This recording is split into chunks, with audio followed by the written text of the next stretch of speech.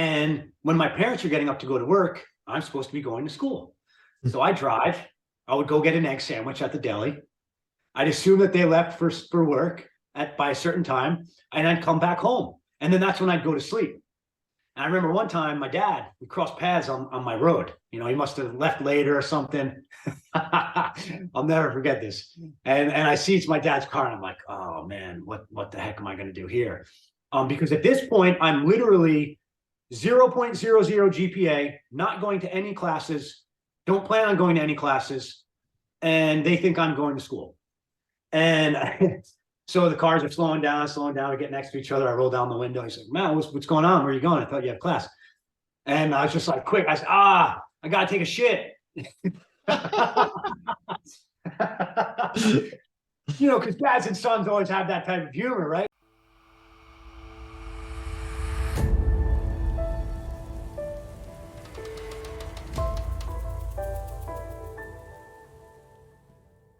Hello, everyone, and I hope you're all well. My name is Tanner Dagenet, and I'm the host of Self-Sabotage Solutions. Now, today, I'm very excited and very grateful because I have Coach Matty Denz here on the line. He's a Brazilian Jiu-Jitsu black belt, and he's also a coach for Brazilian Jiu-Jitsu, and he helps others develop physical, mental, spiritual, and emotional strength. And I just really love all your content. I always get a good laugh out of it, and you're just so straight to the point, and I really love it, and I'm very excited to be able to have our chat today here. Thanks for coming on. Yeah, awesome, man. It's a pleasure of mine, and thank you. I love what you're doing as well. Right back at you. Your content and everything you're doing, even with the podcast. I'd love to get my podcast going someday. So maybe we can even chat about that after today's conversation. But yeah, pretty much spot on with the intro, right? I am a Brazilian Jiu-Jitsu black belt. I am a coach in Brazilian Jiu-Jitsu, but that has also led to me being a coach outside of the gym and more of a personal coach, in which I do help people with their physical, mental, spiritual, and emotional issues, or developing those strengths, if you will, connecting with them, and the various ways in which you're limiting yourself from reaching those goals through those avenues, and then the ways and modalities in which you can achieve those goals. So yeah, Coach Denz, that's my business. And then in terms of the content you're referring to, I'm coming from a truther, conspiratorial background, if you will, of course, with a lot of those posts I make. But it's all tied in really with everything we talk about and what we do with self-sabotage and ways of connecting and growing and meeting your goals. If you're not living the truth inside of yourself, there's no way you're going to have truth outside. And that's a lot of the issue with self-sabotage, as I'm sure you know. Yeah, I love that. Yeah, I totally agree. You got to be truthful with yourself and just be truthful for like the situation you're in, right? If you're just ignoring it and being like ignorant to the fact that all this stuff's going on, then you're definitely doing yourself a disservice. So definitely agree. I think it's really important that you're sharing that truth, and making it in such like a fun and kind of laughable way that people can kind of like, oh yeah, this makes sense, and they can kind of relate to it. So I like that. Yeah, absolutely. Great. So obviously we're here to talk about your story. Where do you want to start with it? So I guess we can start with let's start with where I got into the Brazilian Jiu-Jitsu and how that came about, because that's really where my biggest transformation took place. That was the avenue or the path that led me to exit the matrix, if you will, or start into the truther community and kind of just unlearning and relearning type of stuff. So quick little backstory on that. I was going through a divorce. So I was 30 years old, just got married. And at the time I was in school to become a chemistry teacher. So I was studying chemistry at Stony Brook University in Long Island, New York. I grew up like right around the corner from there. And basically what happened was my marriage was failing, which I also have responsibility in that as well, right? Like we have to take self-responsibility for these things. So part of my self-sabotage, and which can be linked to that, was certainly this idea of like the boy trapped in a man's body. right? So I remember even just having like an issue or an argument over the fact that I bought an Xbox 360 and I wanted to be playing Halo 3 with my friends at the age of 30, on a Friday night. And just obviously no wife or woman wants that from their husband. And that might just be more of a joking aspect of it, but there's a component there of what I help people coach, what I coach people with, in terms of, men are supposed to be men and adults are supposed to be adults. And so you can't be a boy and be an adult. You can't be a boy and be a man. And these labels really can only be truthfully assigned if it's reflective of your actions, behaviors, thoughts, lifestyle, if you will. So anyway, I'll take the responsibility from that part, at least, right? Like, I'm 30 years old. Hey, I know we were supposed to go out to dinner tonight, but can we go out to dinner tomorrow night? Because, Bill, Bob, Mike want to get online and play this video game. So anyway, that marriage was falling apart. I moved back in with my parents. I'm now 31. I'm about to graduate college, which I went back to school at, and I'm like, well, I went back to school to get this job to become a teacher. I threw in the towel on this dream of I was going to be a rock star drummer. And I kind of had this chip on my shoulder about like my life at the time, and wanting to blame things or see the reasons outside of myself that created this issue, right? Which a lot of people do. We're always looking for an area where we can blame or remove the self-responsibility. So as I'm sitting there, I'm playing my drums a lot, still trying to kind of just release all this stress and angst, if you will.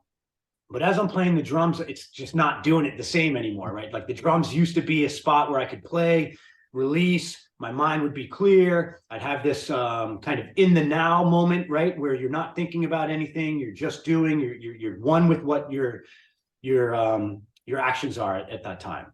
And so that was making me even more mad about everything and more stressed out and more blaming, And so when I'm smashing on my drums, I'm like, my ex-wife or my wife at the time, right? Like, and so anyway, I randomly found martial arts at the same time frame. I was working in a pizzeria, and my first martial arts instructor and mentor, great friend of mine now, comes into the pizzeria that I worked at. And I had always known this guy. I'd seen him, but I never really talked to him. He was a very intimidating looking individual.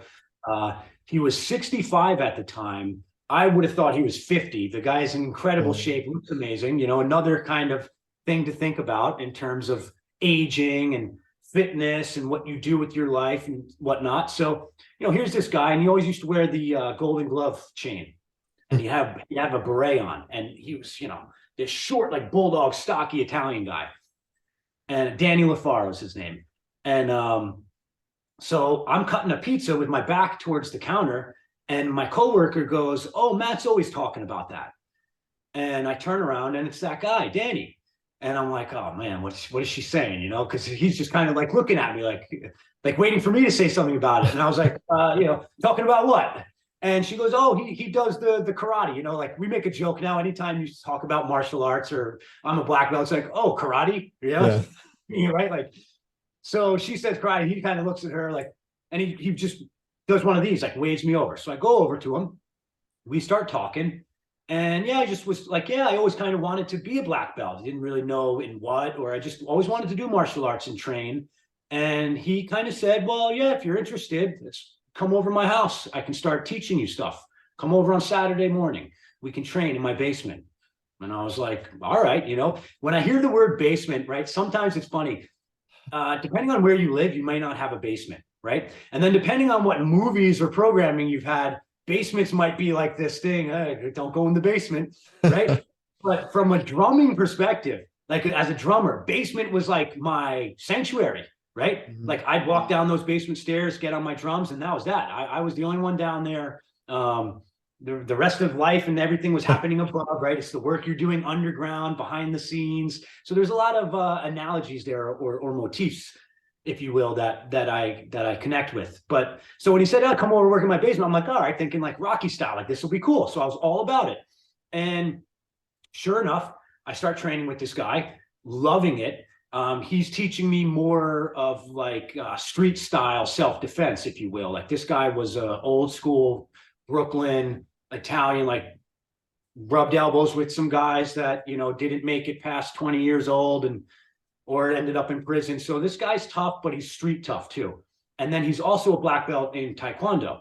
But he had all of this insight and knowledge and experience of street defense. So I'm training in his basement and I'm like, this is really cool for a few months, probably.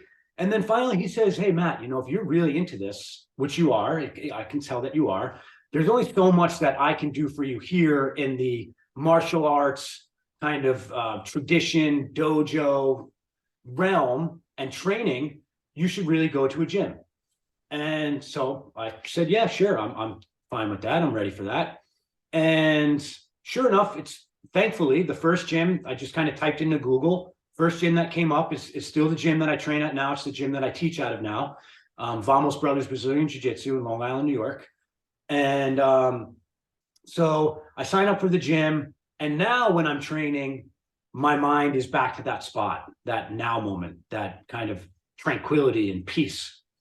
And so I realized, I said, wow, okay, so this is my new thing, right? Like the same bug that I had with drumming, which was, hey, if you just put in the time and the effort over time, you're better, right? I always at least had that mindset, which was good. And everyone should have this mindset. And I tell this to my students all the time. The time passes anyway. Time waits for no man, and you can't stop the passage of time. So it's not the calendar time that matters. It's what you're doing with your time in the now moments. You know, what are you doing today? What are you going to do tomorrow? Not, well, I've been, you know, for an example, you can have somebody who says, and they always ask how long you've been doing something. Have you noticed that? Mm-hmm. Right? Like, and it doesn't matter, right? You could be a black belt podcaster, 2 episodes in. And, you know, 10 years from now, your second episode is your #1 most viewed, the best episode you've ever done. But if someone asks you, hey, Tanner, how long have you been doing podcasts? And you're like, oh, this is my second one. They judge you on that. They don't receive the message the same way. And so it's funny when people ask questions when it comes to things like athletics or self-development, you know, well, how long have you been doing that? Because look at this example now. I could say to somebody, for example, let's just say 2 years. You know, how long have you been doing something? How long have you been playing the drums? Like 2 years. Somebody might say, oh, wow, all right, so you're a beginner. You know, you only have 2 years in. Or 1 year even, right? Something that sounds like a beginner level to somebody. Now, let's break down 2 years. Or 1 year for sake of argument, because it's easier math. 1 year, 365 days, right? We can then break up those 365 days into 12 months. Into 4 weeks, into 7 days, into 24 hours in a day. So yes, you can have somebody who says, I've been playing the drums for 1 year. What if that person played the drums once a month, once a week, right? Versus somebody who played the drums for 4 to 6 hours a day, every day, religiously, obsessively, like I did, nonstop. I want to get better. I want to get better now. I know that this is my passion, my purpose. So in 2 years, and I said, yeah, I've been playing the drums for 2 years, people looked at me like, that's impossible. You know, they were impressed versus like judging me on that time frame, because that question was asked after they saw me play the drums, right? And they wanted to hear that I've been playing my whole life. I've been playing for 10 years. Now, some people get put off by stuff like that. Like some people get turned off and say, oh man, you know, that I'll never play the drums then. If he's that good at 2 years and I can't play now after 2 weeks, what's the point? Other people get inspired by something like that. And they might ask questions. Well, how did you get so good in 2 years? So I learned that through the drums, which I then took with me to the martial arts. So when I found that the martial arts and Brazilian Jiu-Jitsu and training at the gym was this new kind of sanctuary for my mind and this now moment and this connection, I just full send, all in, 100%. I also knew that I was older in life, right? So I wanted to train as much and as hard as possible while my body was kind of still able. And at 43 years old now, I'm still training that way. So it's not, you're never too late. It's never, you're never too old. It's never too late. I tell people. So that's another thing I help with my students and my clients, is that mindset of, it doesn't matter when you start something. It's, do you enjoy it? Do you want to get better at it? And then put the time in. The time goes by anyway. So I brought that to the martial arts, and that's where I just completely dedicated everything. It was like, I don't care about a job. I don't care about a career. I don't care about what I should be doing. I don't care that I'm 31, divorced, you're living with your parents and just, doing karate. Right? I didn't care. I shut it all out. And here I am, 12 years later, a black belt, an instructor, a coach, a mentor, all these things that I'm able to do, and I was led to, because I just put the time and effort into developing something on the daily, head down, grind it out. I saw the vision. I saw the value. I saw where I am now. I literally saw it in my mind. In fact, another kind of exercise that I have people do, that I wish I didn't throw this piece of paper out.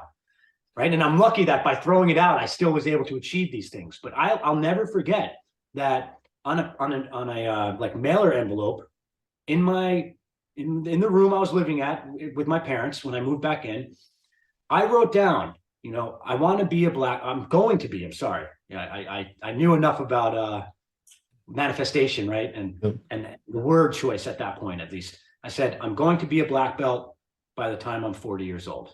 Now, I'm a black belt I was 42 when I got my black belt. On average, Brazilian Jiu-Jitsu, it's a very tough martial art to achieve black belt in. So it's on average probably about 10 years. So I think I was right around there. And so I want to be, I'm going to be a black belt.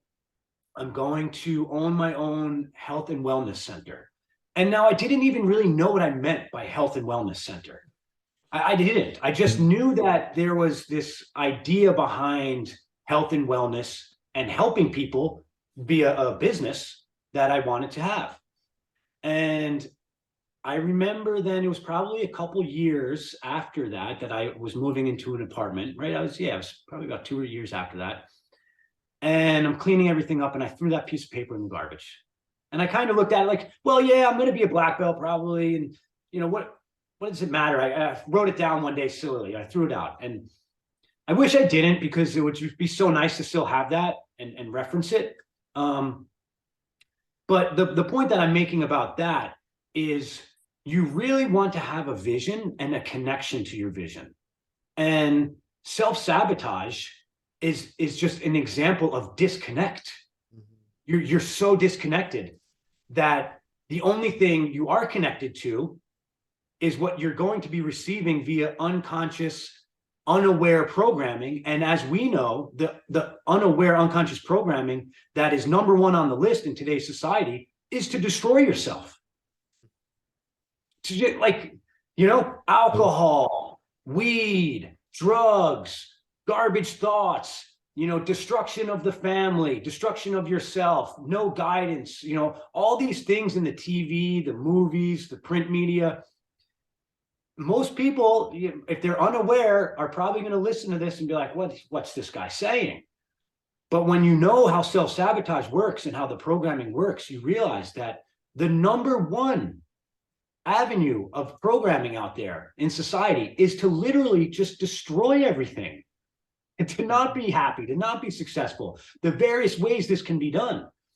And, so when you get connected to a vision, or you have something innately inside of you that's kind of inspiring, or you're passionate about, you have to shut out that programming. You have to have the confidence to say, okay, this is something inside of me that I'm going to go forward with. And it doesn't matter what these other people are saying or doing, because they're all part of the programming as well, right? Thankfully, in terms of programming, my parents were awesome. As long as I was passionate about something and doing something I loved, my parents were cool with it, right? So that's why when I dropped out of college the first time, right out of high school, so I was supposed to play football in college. I went to it was the first time the school became a D1 AA school, which in college athletics is like, that's legit. And I was like, my mindset wasn't there. I was like, what do you mean? I'm not good enough to play football in a D1 school, right? Like, yeah, I was the quarterback on my team and I thought I was a good athlete, but I'm looking around, I'm like, I'm not as big as these guys, I'm not as fast as these guys. Like, how did I even get here? And there was a component of that fear and that kind of self-sabotage from the mindset perspective of thinking things and kind of creating a reality that you're not even sure of yet. Like, how did I know I couldn't, after 4 years, be a starter or develop or get faster, get bigger, get stronger? I just assumed these things had to already be there. And I had the drums at the time. I was obsessed with the drums. And I said, hey, I don't want to get hurt playing football, not be able to play the drums, right? So it was an easy out, but I said, yeah, I'm not going to play football. So it started with me going to the coach and saying, yeah, I'm not going to play football. And he was like, yeah, fine. If you change your mind, right, you try and come back on the team. So that was my first semester, freshman year. And I did really well in terms of like grades. Like a lot of times freshmen, we hear the stories of like freshmen's a disaster, right? They're just partying, whatnot. But I got all A's and an A-. I thought it was really cool. Like I was, I'm good to go. I was living at home. Like I said, the college was right around the corner, 5-minute bike ride from my house. Just did what I did, but it was kind of easy. Like, not to sound like, but I wasn't challenged. I wasn't into the classes. I just was like, this is what I need to do, so I'll do it. And I ended up getting good grades. Now, that's also an issue that I always had. If I'm not into something and I'm just doing it to do it, it only lasts so long. And so that's semester 1, freshman year. Semester 2, freshman year, the nosedive starts happening because I'm like, well, what am I even doing here? What's the point? I want to be playing my drums. When I'm in school, in class, I'm thinking about being home on my drums. And when I'm at home doing work for school, I wish I was on my drums. And when I'm on my drums is the only time I'm happy and not thinking about anything. And now built into all that also was some underlying anxiety and ruminating thoughts and an ADD type of brain that I always was trying to self-medicate through. And which I did essentially. I've never taken prescription drugs for any of that stuff, and I never will. And I'm thankful for that. And I'm thankful for my mom, who also told the teachers in school when I was in 9th grade, calling her up, hey, your son won't stop tapping. He's being disruptive. There's this drug, literally like a drug pusher. Because this was now in the mid-90s. So this is at the start of this, hey, kids have this problem called ADD, and they don't sit still and have the life broken out of them and the creativity and passions just mundanely destroyed. But here's a drug that can help us do it. You should consider putting your son on it. Thank God my mom, saw through that and said, no, just tell him to stop tapping. Oh, we do. He continues to tell him to stop. Lo and behold, it just turns out I'm a future professional drummer trapped inside that little kid who's still getting A's in your math tests, even though I'm, drawing pictures on the wall or tapping. So whatever. Anyway, that is what it is. So I was always kind of self-medicating through these things. Had a little bit of underlying anxiety that did blow up into a state of anxiety after I left school. But so by third semester, I am not going to school. I'm paying for my own tuition. And literally getting up in the morning, and by up, I was still awake because I was playing video games all through the night. Another form of self-sabotage, just mindless behavior, entertainment, screen, no value. We can make an argument for hand-eye coordination and some developmental skills that I did achieve or gain through video games growing up and playing. But from an adult perspective, it's, and don't mean to trigger you guys out there who are 30, 40, 50, however years old, still playing Call of Duty and whatever. I get it. I was there. But it's mindless. It's just numbing entertainment. It's sedation. It's probably people get the same thing that I was getting out of drums, where their mind's kind of just not thinking about anything, but you're not also gaining anything out of that. Right? You want to make a connection where while your mind's not doing anything because you're just in the moment, your body is, because then you're developing skills, right? When you're just, I'm not thinking about my life. I'm not thinking about how my marriage is falling apart. I'm not thinking about how I'm, 50 pounds overweight and want to lose weight. I'm not thinking about how it's been, 25 days since I haven't drank. When you just get to sit there and twiddle your thumbs playing a video game, you're not going to get any better in your life. So I made a video about that one. I think you saw, right? The Yeah. video game. Yeah, And definitely. actually, we talked about that, right? Because didn't you say you were in the same boat with video games, right? As an adult, and you finally said, hey, this has Yeah. to stop. Yeah, I used to play all the time. Like just stay up in the middle of the night, just like like World of Warcraft, like StarCraft, Halo, Yeah. Call of Duty, all of StarCraft those, was the one. So back to this story, StarCraft was the one. Addicted to StarCraft.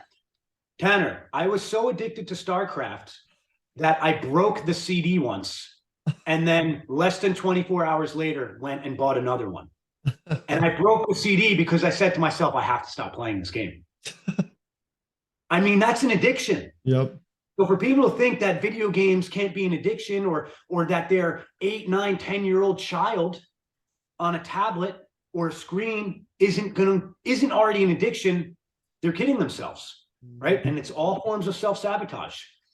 So I'm up through the night playing StarCraft, playing Half-Life. And when my parents are getting up to go to work, I'm supposed to be going to school. So I drive. I would go get an egg sandwich at the deli. I'd assume that they left for work by a certain time, and I'd come back home. And then that's when I'd go to sleep. And I remember one time my dad, we crossed paths on my road. He must have left later or something. I'll never forget this. And I see it's my dad's car, and I'm like, oh man, what the heck am I going to do here?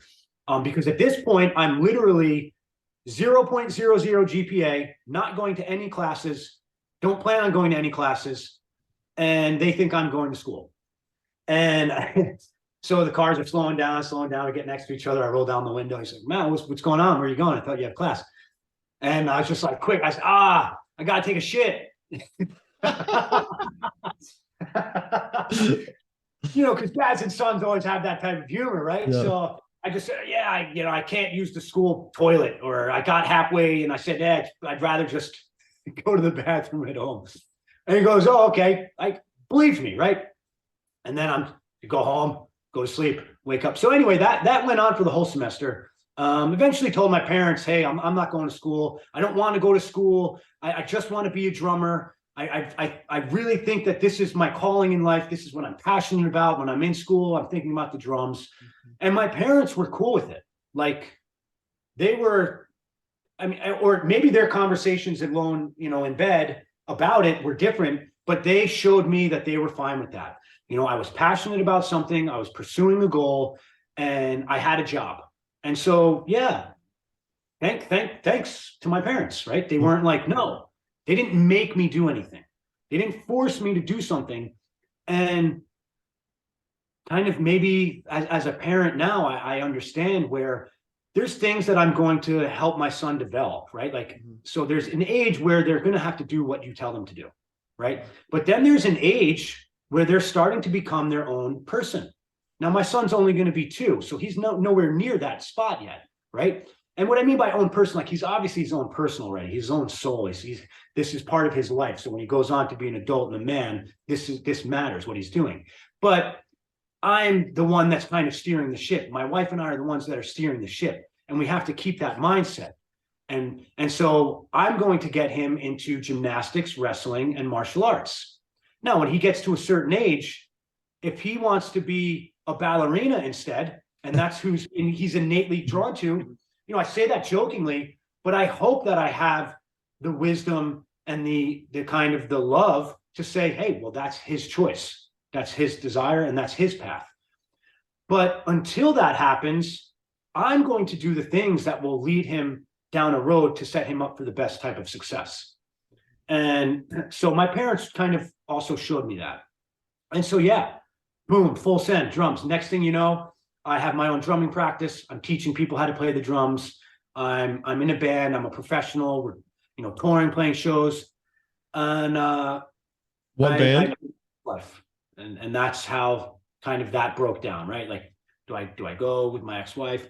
And there was so much self-sabotage going on, though, in that part of my life, where the anxiety was so bad that by smoking weed, I thought I was feeling better, right? So I always had this kind of reasoning, if you will. And another form of self-sabotage is that voice in our head, which always reasons of the sabotage. It always validates it.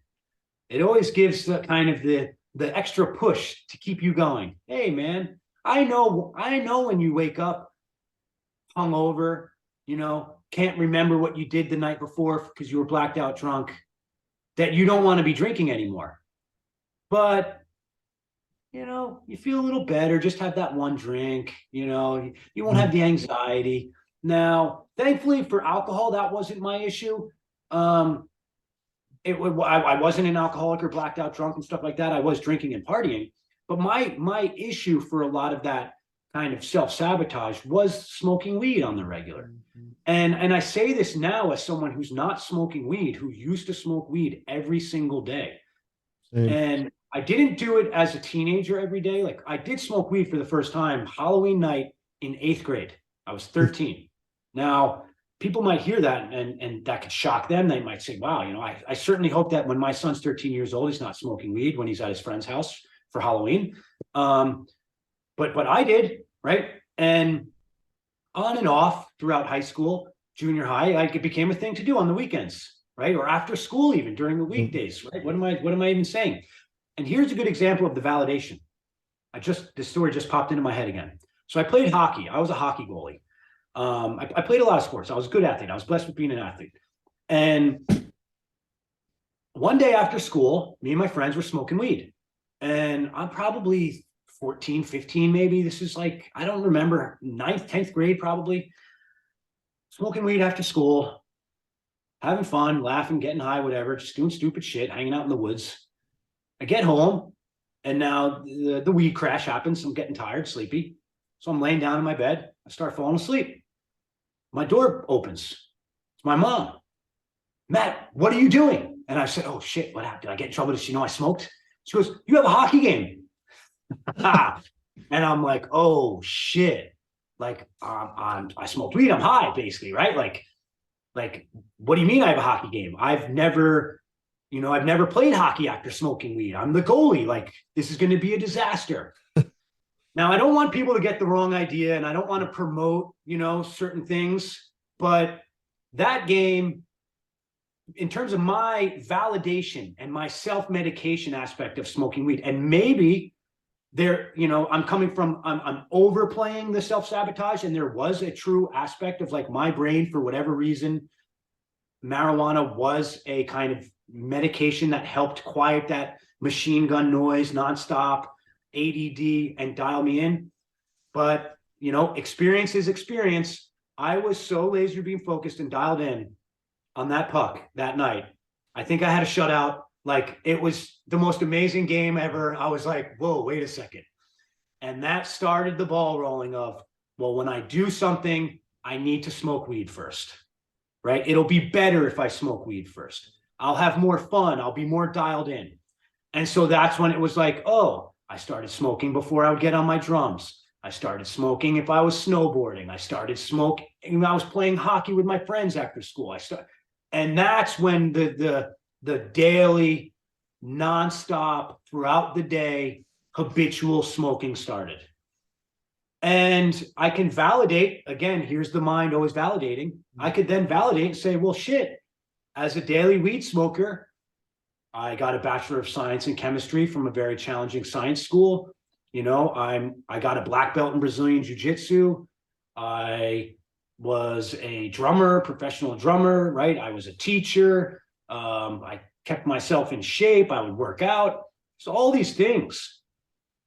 But now that I'm somebody who's not smoking on the regular every day, I'm also thinking to myself, well, maybe, just maybe, that desire to go smoke again, I don't need to answer that push.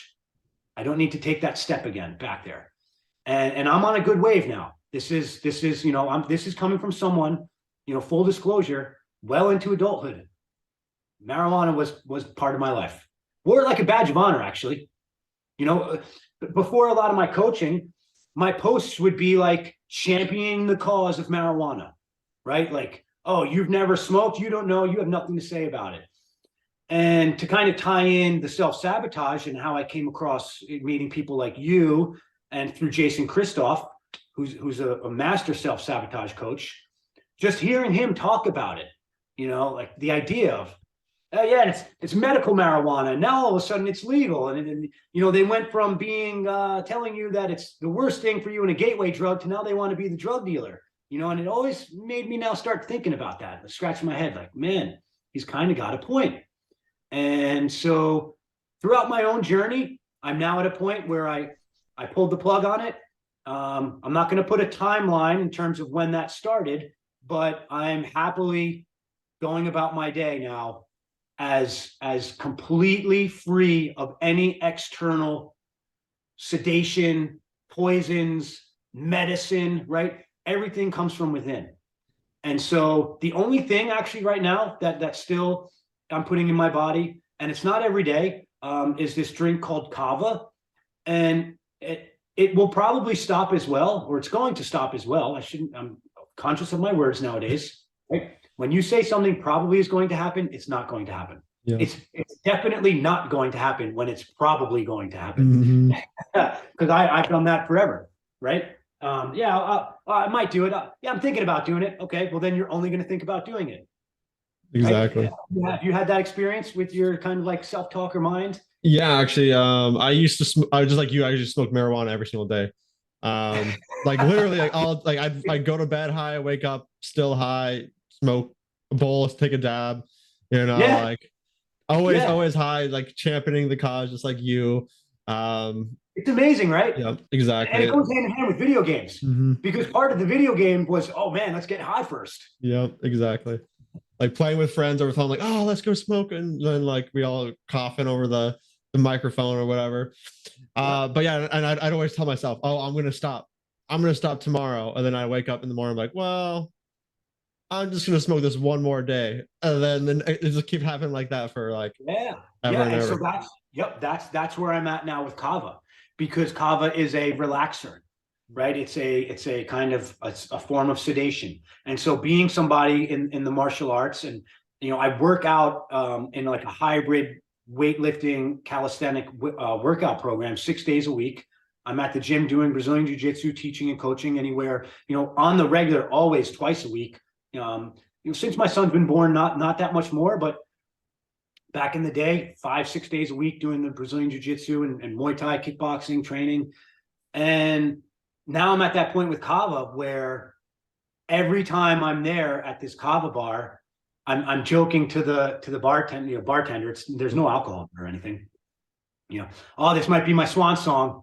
Yeah, I'm thinking about, I gotta stop. But what's the validation? What's that voice always saying? Well, stop, make it tonight be the last time because you trained and you're leaving the gym. And these are all just habits and addictions and behaviors through repetition. I've always gone to the kava bar after I had a hard night of training. I always saw the guys there and we chatted and I drank the drink and then I felt relaxed. So it's until you get the conscious awareness and the connection to wanting to stop. And that's a time frame as well, right? Because I am going to stop doing this because I know that the best version of myself, that future best version of myself that I help coach people towards achieving is completely free of all sedation. That's it. That's where all humans should be. Because all of these sedations, all of these drugs, and even medications are man-made kind of poisons, if you will. They're poisoning our mind, they're poisoning our soul, they're poisoning our body, they're poisoning us, weakening us, and keeping us from reaching that best potential, which is innately inside of us just because we were born human. So we can go down a whole different road talking about that and that disconnection and why there are things like atheism, which I also championed that cause for a long time, right? I carried the torch of atheism and man, was I disconnected, right? So most people get really triggered when you start talking about this term of disconnect. But you relate it to a spirit, you relate it to a soul, you relate it to a purpose, which is in here. And I actually just had a client, amazing session with a client who I scorched them with that torch of connection, because they said, Matt, this is an older gentleman too, 59 years old.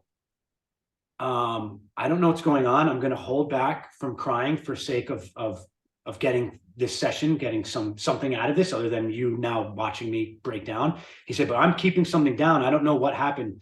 I don't really think of things like that. I've never thought of connection like a soul or I think maybe something's going on, but I never thought of it like that. Where that's my purpose. That's inside of me. That's the connection that I need to connect to. And so for me, kind of bouncing around here, but for me, part of my journey was when all of these things, the martial arts, the drums, the truther community, the being a conspiracy theorist, when all of those things kind of all came together, and I realized that it was a spiritual journey. It was a spiritual connection that I was lacking. It was a lacking of connection to myself, and I'm a spiritual being. So I also help people coach them through that. Sometimes one session of just that awareness and that aha moment of thinking about your life differently from that perspective is enough to completely like bow and arrow or slingshot somebody into the next stratosphere of growth. So, if you're watching this podcast or you're hearing this and it's coming from a place of kind of disconnect, something to consider. Another thing to consider is it's okay to kind of navigate the needle. It's okay, right? You need gas when your tank's on empty. They're two opposite ends of the spectrum, right? That's when you fill the gas tank, because you're driving around and the gas tank is empty. You see it. The needle's all the way over here, where the pendulum's on the opposite side. So in terms of this conversation now for the spirit, I was raised Roman Catholic, went to church every Sunday.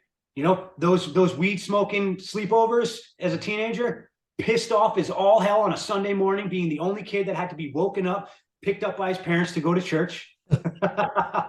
Right?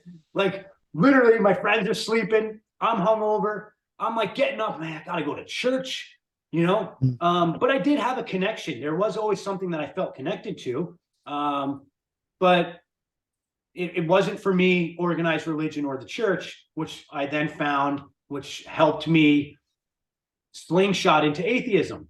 Now, from my perspective, and no disrespect to anybody who is a practicing organized religion faith, right? Like that if that's for you and works for you, then awesome.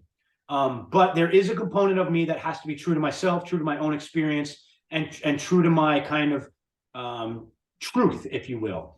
For me, these organized religions are bastardizing the truth. They're bastardizing this innate spirit inside of me that I don't need anybody else. It's in me. I am God. I am one with God. I am a piece of the whole. I'm a fractal of the whole. And I don't need the gatekeeper. I don't need the authority. So I see organized religion as kind of a piece of the puzzle of control, of mind manipulation and whatnot. But I felt connected to something and just learned that it wasn't that. But then what did it do? It slingshotted me to the other end of the spectrum, right? Where now it's okay, well, if this one experience isn't for me, then whoosh, I need to go all the way to the other side. Now, that's not always the way to do it, right? Because that's the all or none mentality. And the all or none mentality when it comes to growth and self-sabotage always leads to going back to where you were. So when you have an all or none mentality, what's happening is you're doing all of the sabotage, none of the growth. And it's impossible to just decide, I want to be over here now, where it's all growth, all, everything opposite of the sabotage, no sabotage. It's a reduction, not an elimination. You have to traverse right? Like the journey, that pendulum swing, it's not a quantum physics. The pendulum is here and also here, and in a blink of an eye it goes there, and you don't have this passing, right? In life, our journey, our experience, you have to experience and go through that. So that's growth. But to find the balance, with that same analogy of a pendulum, to find the balance of life where you're not just ping-ponging back and forth, of these extremes, right? You have to know where the apexes are. So you have to also experience that. That's why, in terms of that saying that I heard Jason Christoff come up with, or maybe he didn't come up with it, but I've heard him say it first. Every master was once a disaster. Yep. Let your mess be your message. So you have to be in the muddy waters to then know how to have somebody with clean boots. Right? You have to. You can't read it in a book. You can't watch it on a movie or a TV screen. You have to experience it. So experience is the mother teacher, and experience is the way of growth. So for people suffering from self-sabotage who want to get better, don't think of it as like an overnight light switch or a blink of an eye change, or you're doing something right now that you have to stop immediately, turn on a dime and it's over. It's a process. It's a journey. Just like the same person, perfect example just came to me, right? That person who's an alcoholic, that person who's struggling with drug addiction, that person who's destroying themselves with their self-sabotaging thoughts. That didn't happen overnight. That wasn't an immediate thing. You weren't born like that. That was a process. You drank one time, you had pain, you had suffering, you had trauma. You drank one time and you felt better. You didn't feel the pain. You didn't feel the suffering. You didn't feel the trauma. I smoked weed. My mind wasn't racing. My mind wasn't, obsessing over these thoughts. So then it says, well, if that felt better today, maybe I'll do it again tomorrow. and then, then I don't do it a day and it comes back, or I can't do it. Or then I look forward to when I can do it. And over time, this experience, this journey takes you to now you're waking up every day and you can't live your life without that self-sabotage. Right? Does that make sense? Yep. It makes total sense. Yeah. And so it's kind of like you're just then reverse engineering the process.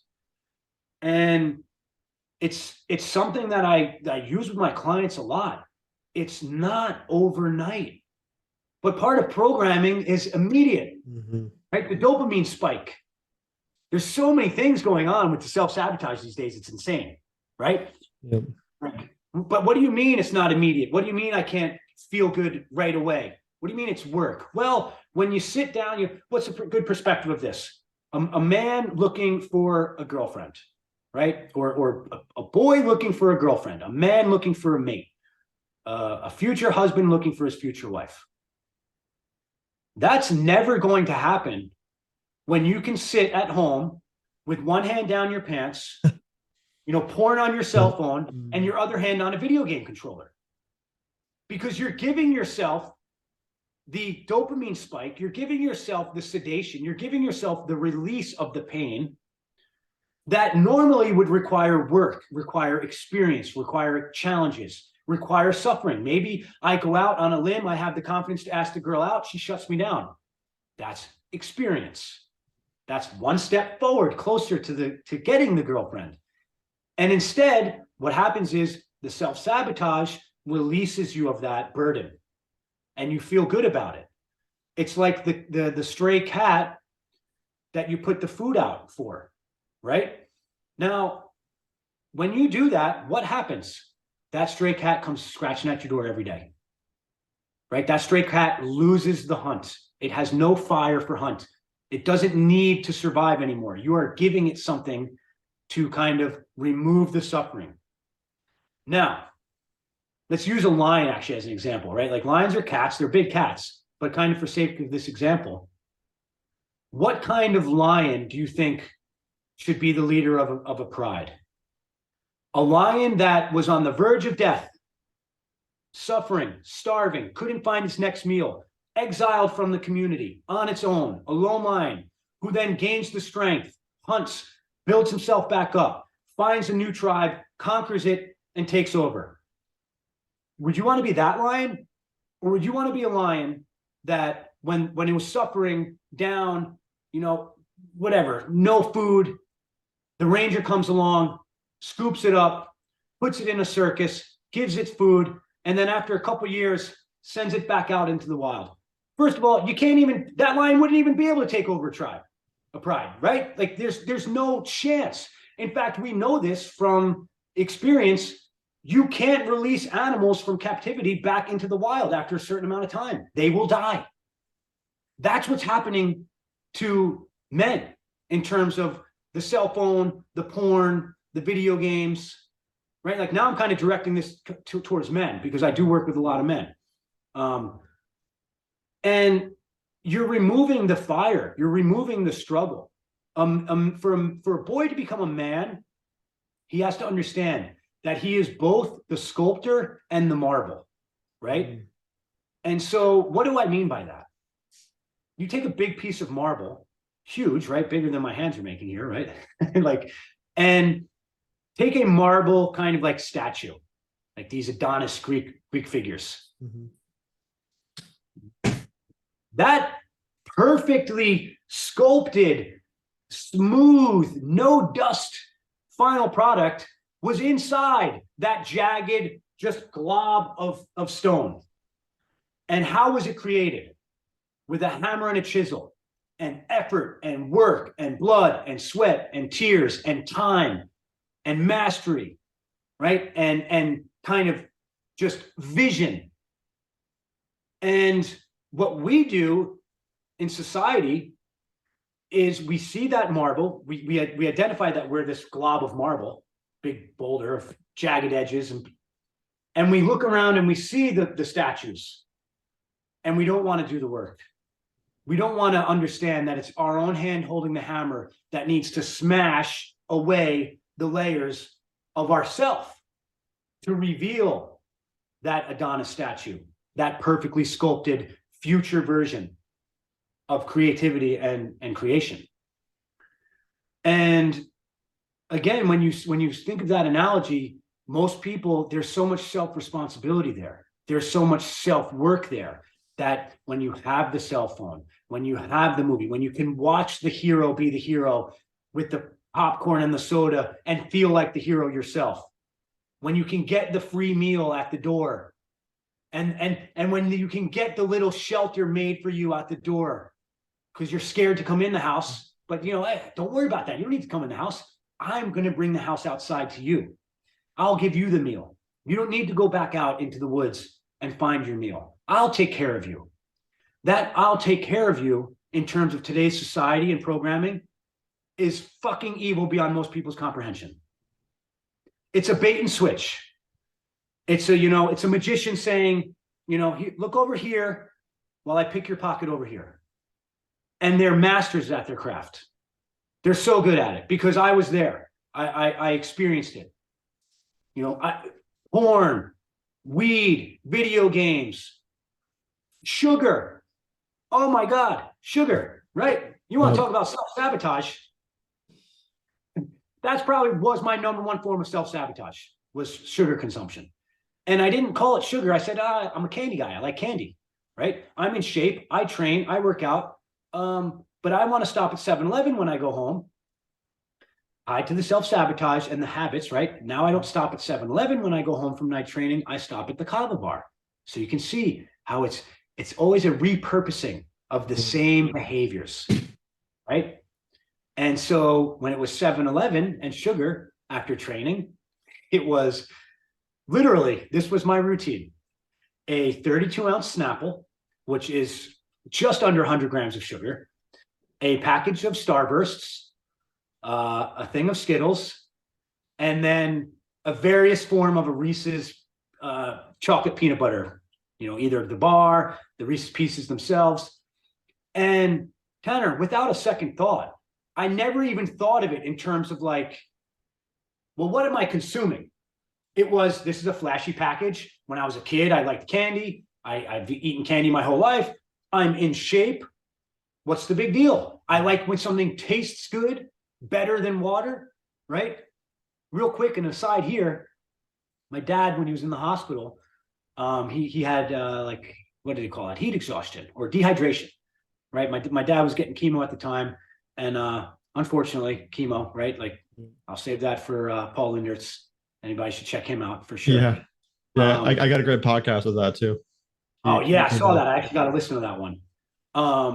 So my dad's in the hospital because he was like outside in the summer, but he was cold. So he like had a blanket on him and just like sitting there. Next thing you know, he spikes a fever. And so, yeah, when you're under chemo and whatnot, those are issues of grave concerns. He goes to the hospital.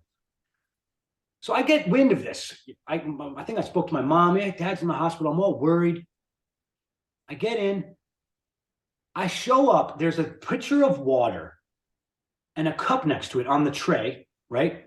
So at least there was water next to the Jello and the whatever else garbage poison they're serving in hospitals, the death center that they call a hospital. I don't want to get too into that. You see me getting fired up already. I hear you. That stuff's gross.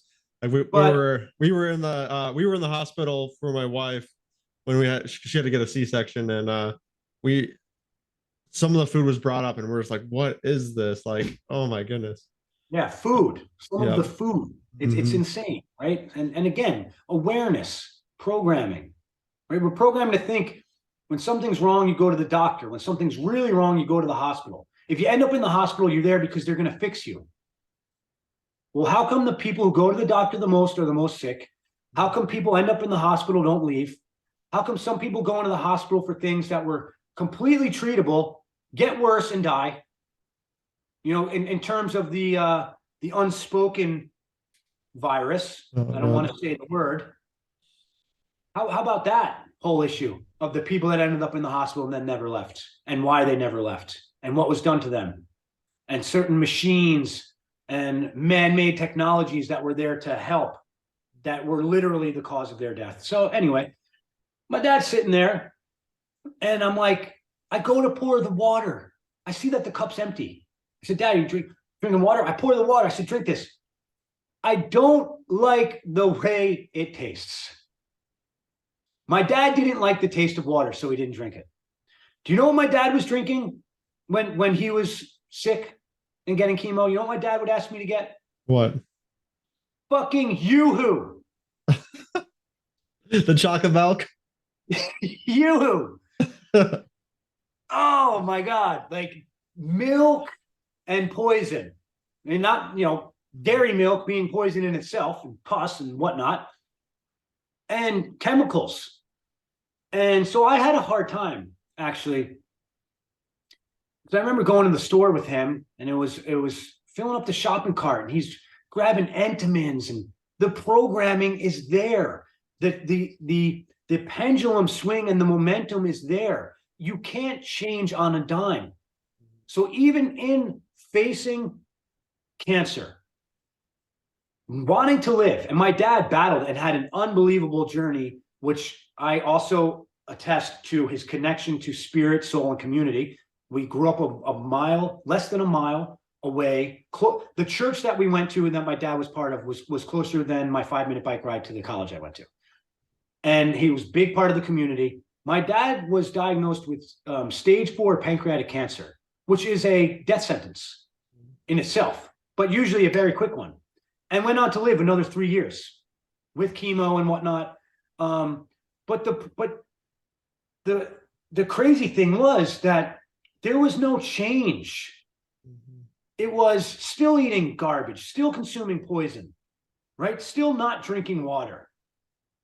And so the programming was there. I literally couldn't get my dad to drink water while sitting in the hospital due to heat exhaustion and dehydration. So what does that say about the power of the mind to control your behaviors? And where does that mind come from? It's a program. Our minds are a computer. It gets programmed. Are you aware of the programming? Are you programming yourself for success and health and happiness? Or are you unconsciously unaware, being programmed by the nefarious actors, the sick psychopaths, the mental defectives, the satanic lunatics?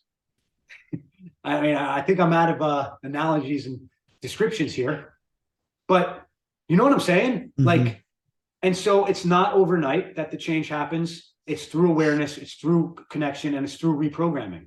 And that's why, with that being said, finding Jason Christoff, finding this idea of the subconscious mind and how it's programmed has been a complete game changer in my life. I was already a health coach. I was already a Brazilian Jiu-Jitsu coach, right? I was already kind of on this journey of helping people and wanting to be better. And I was doing it from a perspective that was completely unaware of the number one factor in all of it, which is self-sabotage via the programming that you received. So, you know, for me, yeah, sugar, I think was where I started with that. Caffeine, it's a big one. Thankfully, I was never a big coffee drinker because I am part of the don't drink coffee guys. Like, it's part of the program. There's a reason it's on every street corner. There's a reason it's the number one most represented subliminal message in all TV and print media and movies, right? I actually was the same client talking about the kind of the scorched soul that I hit was bringing up coffee.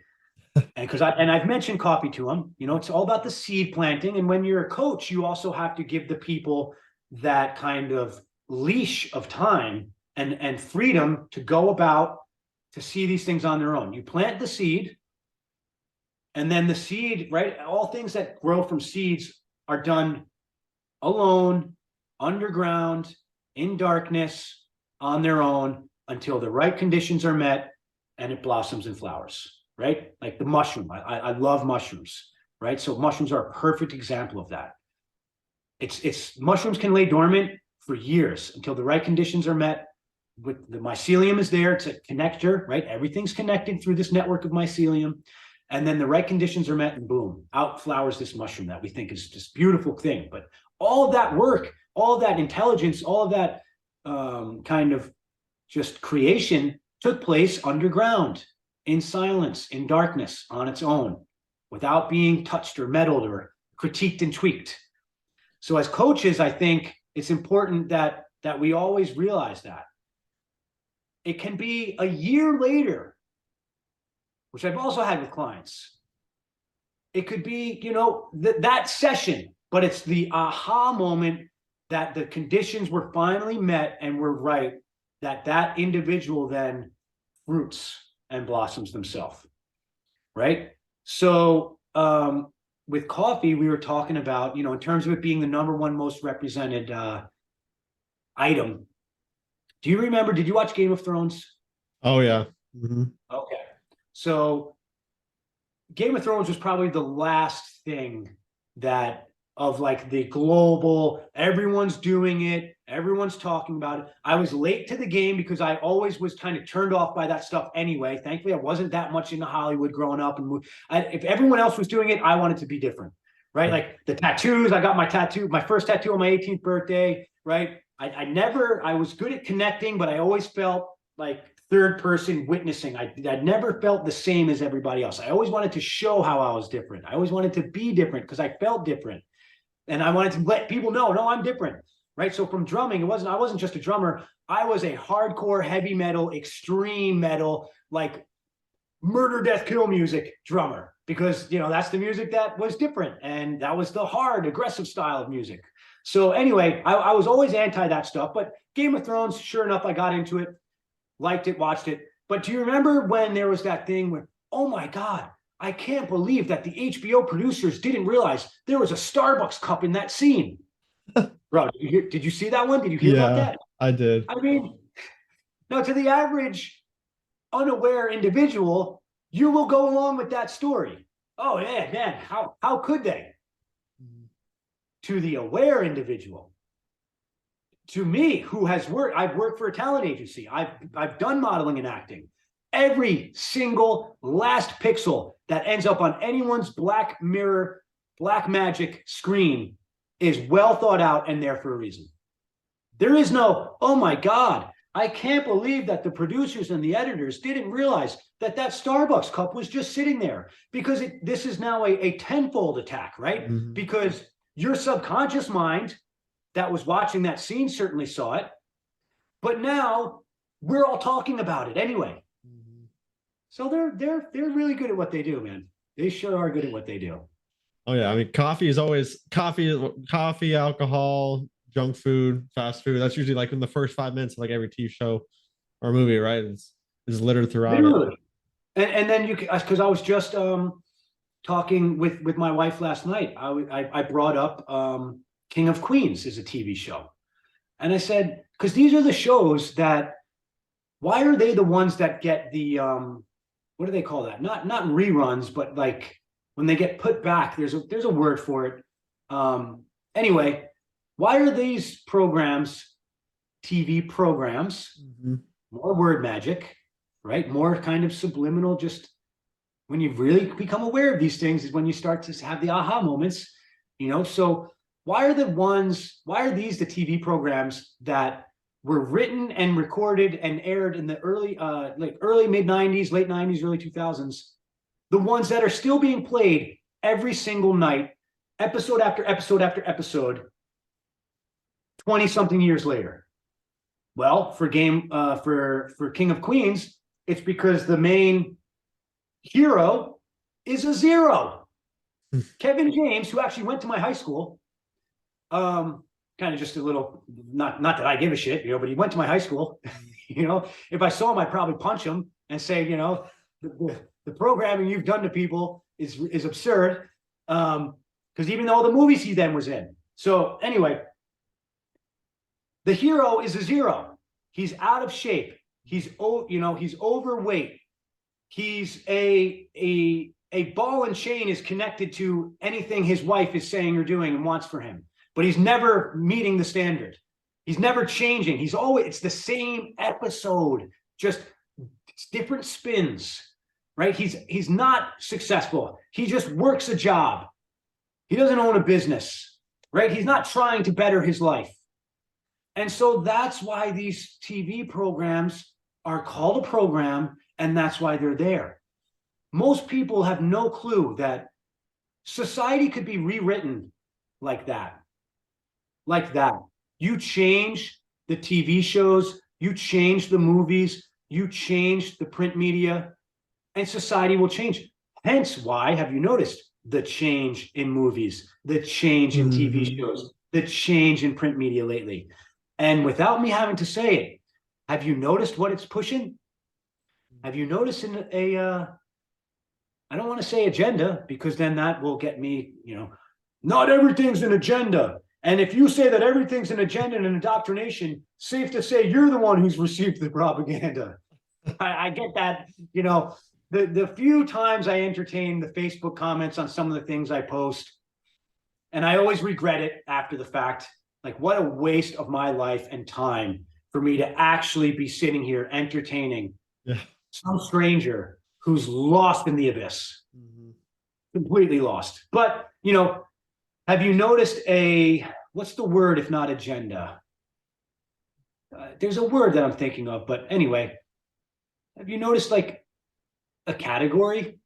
Have you noticed the nature of the change, if you will? Because I sure have. Look at Calvin Klein, for example. This idea of body positivity, right? So now all of a sudden, health and fitness magazines have people who are obese. Like, what is going on? And if you want to not think of that in terms of programming, then you're unconscious and you are being programmed. And the programmers are doing it in such a way that it's going to lead you way off course, where you may have been able to innately be connected to your future self of the highest potential. These programmers come along and get you so off course. It's the equivalent of, like, you ever seen those birthday parties where they, you put your head on the bat and you spin you around and then you stand up and you're supposed to hit the piñata, right? And what happens? They're all over there, like drunk. That's the equivalent of what this programming is doing to your mind in terms of you're trying to be on course to your best self, your highest potential future self. And so the attack on the man is incredible. It's beyond most people's comprehension. It's not a sign of people becoming more accepting of things and the world, and toxic masculinity is a real thing. No, this is all by design a program to have any boy, potential man, stay a boy, if not stay a boy, maybe start entertaining the idea that if he wants to become a girl, he can. Okay, so I mean, I don't know what's more of an attack on a future high potential man than programming a boy into becoming a girl. Mm-hmm. Now, I'm a very accepting individual.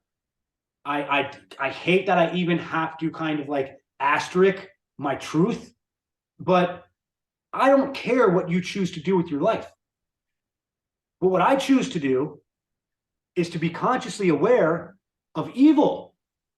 And when I see evil, doing evil shit, especially to children, I'm not going to be tight-lipped about it because I'm a man, I'm a father, I'm a husband, and that's my job, is to protect, is to fight, is to lead, right? Is to stay on course. So all forms of self-sabotage are a response to programming. And I think that's why this idea of self-sabotage and growth and development is linked to the conspiracy theory world. Because what better way to keep you from the truth than to programming you into thinking it's crazy, right?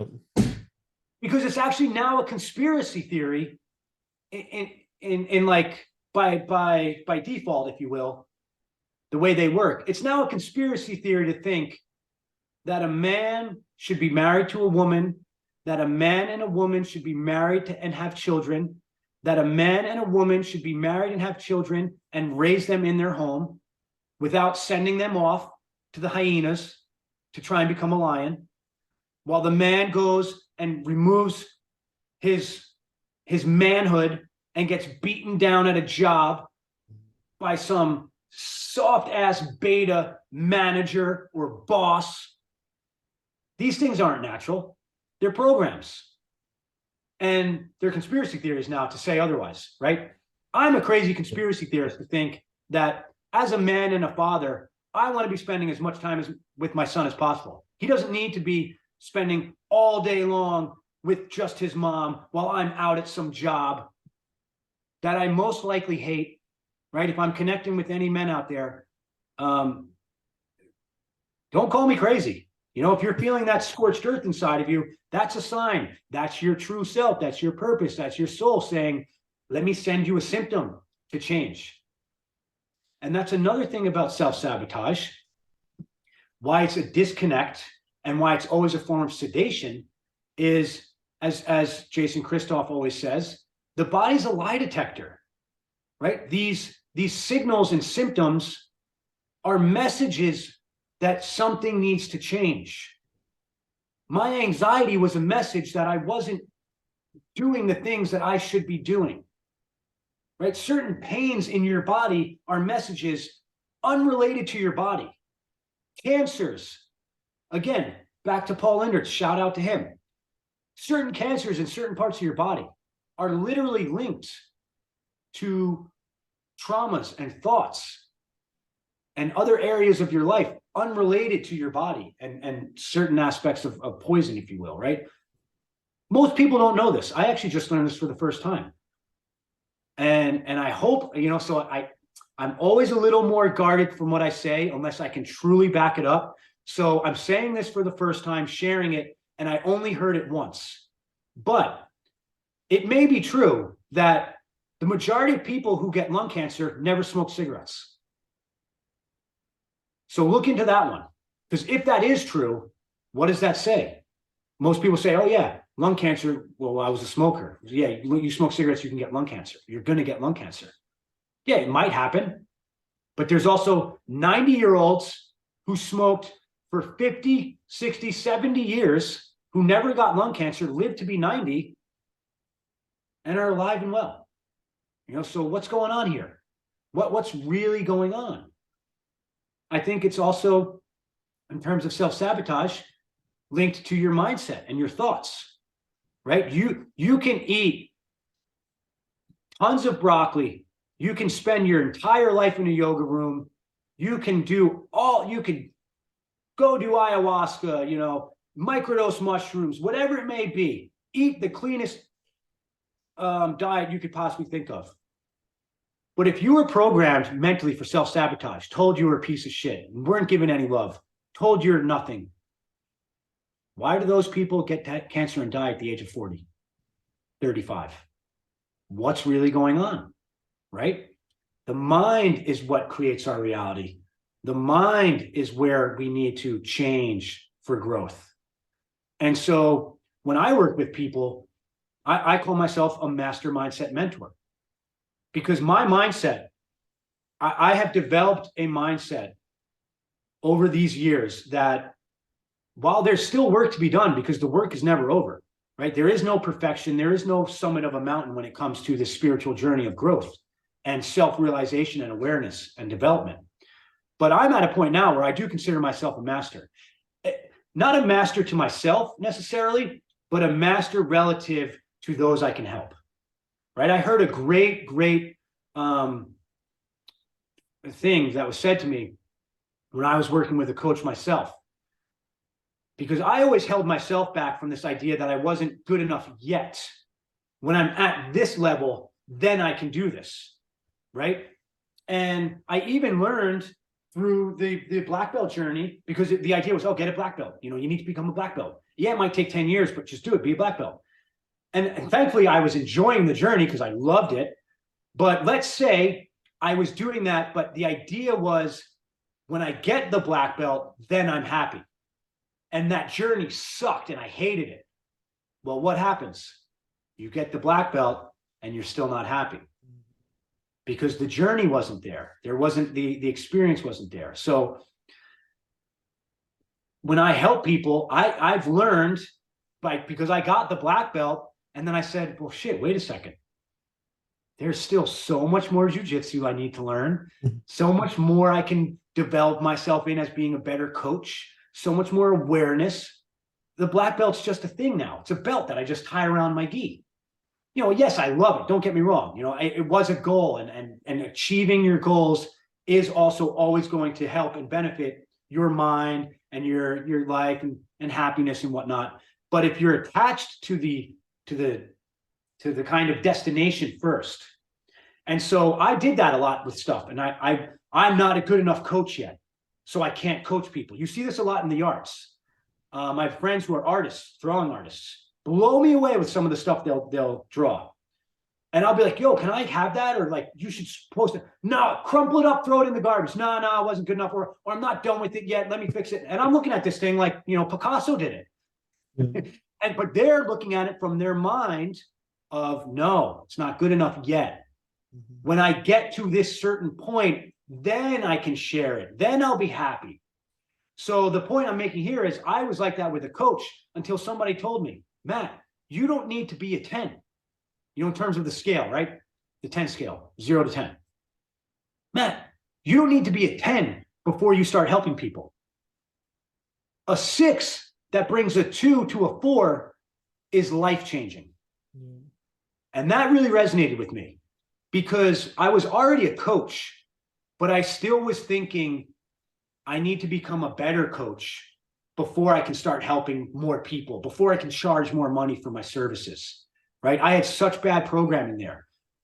Before I could tell somebody, no, this is what you need, you should work with me, instead of a 5-minute free advice phone conversation, which turned into a half an hour conversation with me not getting paid for my services and them not being able to ever go on then and do what I just said in the 30 minutes. So you see the disservice there to everybody involved. And so when he said that, I said, oh, wow, that's a great point, right? Like a 2 becoming a 4 just doubled their value, doubled their score. Game changer. But I used to think that I needed to be a 10 and work with 1s before I could help anybody. And that's just not the case. And so the mindset there was very important for me. And again, the mindset is what changed the behavior. The mind dictates the behavior. And then, of course, obviously, it's not the conscious mind, but the subconscious mind. And how is the subconscious mind kind of programmed is what's going to matter. Is it programmed for success? Is it programmed for self-sabotage? And as the conspiracy theorist in me and truther has divulged, the default programming going on in society is literally to live your worst life possible, to keep you off course, to have you spinning your head around a baseball bat before you stand up and try and walk a straight line. So that's kind of where I'm at. And I'm so glad and thankful that I found Jason Christoff and self-sabotage coaching when I did, right at the start of the lockdowns, 2020. The truther community and me, conspiracy theorist, I already was waiting for the virus. I was already waiting for lockdowns. I was already waiting for the warp speed vaccine that was going to, was already talked about and developed years ago. I also remember I had a conversation with somebody. It was a bet. And I wish to this day that I didn't use the word quarantine, but lockdown. Because when I was telling everyone they're going to quarantine the city and they locked down the city, I didn't win the bet. But pretty much the same thing. The point was, I knew it was coming. Mm-hmm. Anyone who studies the breadcrumbs that they leave for us knew it was coming. And when more people start waking up, if you will, and giving time and connection to, well, shit, man, that guy was right. How come when Matt said those things, they happened? How come when Jason Christoff has been talking about this stuff for years, they happen? We don't have crystal balls. The karmic redemption, the karmic cleansing that these 6 psychopaths need to reveal to us is done through the programming itself. So they have like the double-edged sword of the subliminal messaging into our subconscious, but their idea of karmic cleansing, meaning, hey, but we told you what we're doing.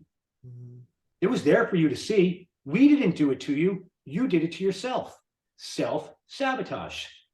It's really mastercraft, man.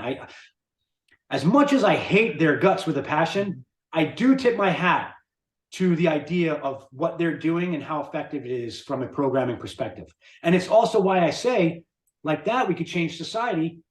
If society was programmed to become better, it would change. But it's a battle, man. It's a battle, and it's hard because the repetition, programming is done through repetition. And the repetition is just everywhere. It's like machine gun bombardment. You turn on the radio, a couple blasts from the machine gun. You put on the TV, here comes the bazooka. You watch a movie, there's the atom bomb. It's like they are just destroying and attacking and programming the mind so bad that even if you wake up and have a thought or say to yourself, today's going to be the day, or, you read a self-help book, there's not enough repetition there. There's not enough guidance there. There's not enough programming there. You have to work with somebody. You need a mentor. You need a coach. You need a leader. It's just, I didn't get to where I am without it. And the funny thing is, built into the programming, right? Some of the most indoctrinated, programmed, mindless zombie robot people were programmed by mentors, by coaches, by leaders. They just had different names: professor, right? Boss, manager, seminar. It's just crazy. It's really wild. Yeah, I mean, that's just the design of the system, right? To lead people kind of down that path of no power and just kind of like distracted and dizzy, like you were talking about. So I have a question, because obviously, you and me both know, like, between the ages of 2 and 7, and now you have a 2-year-old, that like your kid is constantly, taking in this kind of information. So I'm a big believer, like, the school system is pretty like a big cause of a lot of this too, like leading us, like that's where a lot of the programming comes from. Are you guys looking at putting your child into school system, or what are you guys doing with that? Yeah. So, of course, after everything I just said, I'm going to send my cub off to the moon to become a lion. Why wouldn't I? Hell no, bro. No chance.